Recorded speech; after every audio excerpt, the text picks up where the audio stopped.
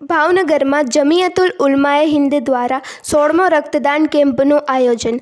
આજ રોજ ભાવનગરની અંદર નવાપરા ખાતે આવેલ મદીના બાગમાં જમિયતુલ ઉલમાએ હિન્દ અને માનવ સેવા ચેરિટેબલ ટ્રસ્ટ દ્વારા 16મો રક્તદાન કેમ્પનું આયોજન કરવામાં આવ્યું હતું, જેમાં યુવાઓએ ખાસ કરીને આ કેમ્પમાં રક્તનું ડોનેટ કર્યું હતું અને આ રક્તદાન કેમ્પ કરવાનો હેતુ એ જ હતો કે લોકોને મદદગાર બનવું અને જમિયત ઉલમાએ હિન્દ દ્વારા જે રક્તની બોટલો આવે તે તમામ બોટલો ભાવનગર શર્ટી હોસ્પિટલ ખાતે ડોનેટ કરવામાં આવી હતી અને અત્યાર સુધીમાં જમિયતુલ હિન્દ દ્વારા જેટલા પણ ડોનેશન કેમ્પ રાખવામાં આવ્યા તેમાં 1500 જેટલી બોટલો અત્યાર સુધીમાં ડોનેટ કરવામાં આવી છે અને આજે પણ 150 બોટલોનો ટાર્ગેટ છે અને ખાસ કરીને આ રક્તદાન કેમ્પમાં જમિયતુલમાં એ હિન્દના આગેવાનો અને કાર્યકરોએ ભારે જહેમત ઉઠાવીને આ રક્તદાન કેમ્પને સફળ બનાવ્યું હતું। સંધી જાગૃતિ ન્યૂઝ તંત્રી જાહિદ મદ્રા દ્વારા।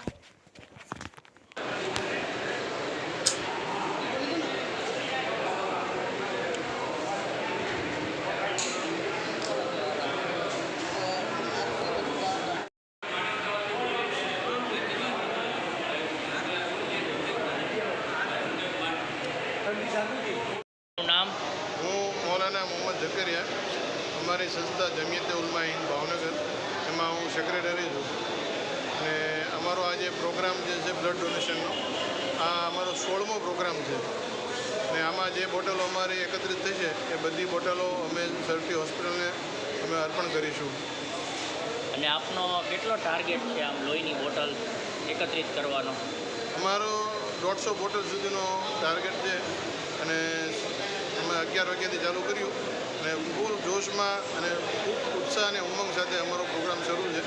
લોકો આવી રહ્યા છે અને ખૂબ બહોળી સંખ્યામાં બ્લડ ડોનેશન થશે એવી અમારી ઉમ્મીદ અને આશા છે। અત્યાર સુધીમાં કેટલી બોટલ થઈ છે અંદાજે?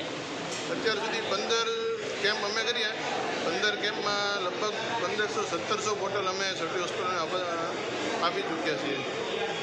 અત્યારે જે આ કેમ્પ છે એ કઈ જગ્યાએ છે?